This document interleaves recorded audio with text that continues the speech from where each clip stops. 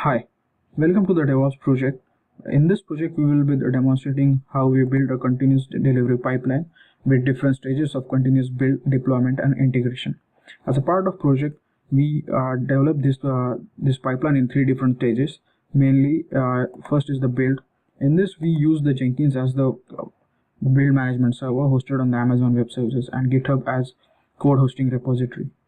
Jenkins was registered to GitHub using the Git webhooks, and whenever a developer push any changes to this repository, it would pull the changes and perform necessary build actions, and based on the build status, that is a success or failure, it would accept or reject respectively.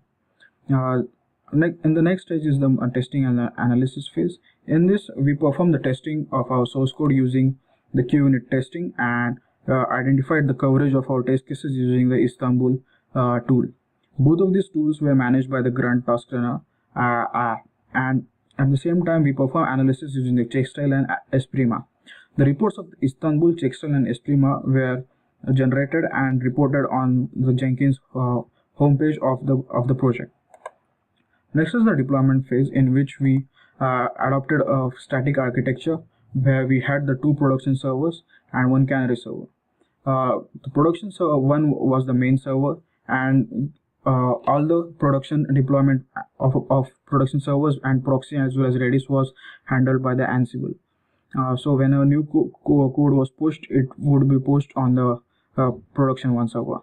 For auto scaling features, we use the production 2. So whenever using our monitoring services, it was required to auto scale. The production 2 was registered to the global proxy as well as the Redis to start its serving. If the developers wanted to test new features, they could use the canary branch in the repository and push to the canary server. So when the canary server is brought up, it would be served along with the existing production code within a ratio of 1:3. Next is the special milestone, that is the chaos monkey. So in the chaos monkey, we will be loading HTTP request. It will load the application server with huge number of requests. So as you can see, it has started to load the request, and once it went above threshold, it started to provision the server. So in the AWS management console, we will see that the server has been started and it's booting up. At the same time, once it gets completed, it will start provisioning the server by deploying the software.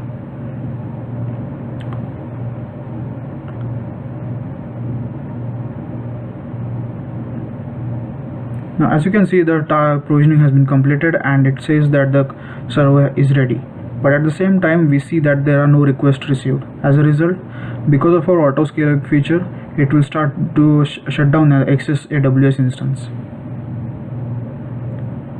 This is the function of the chaos monkey.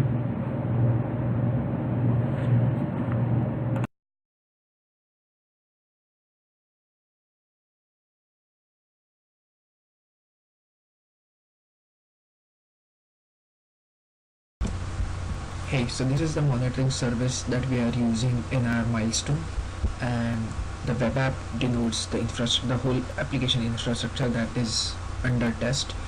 So what this monitoring service does is it profiles all the nodes as well as it traces all the requests just to know that everything is healthy.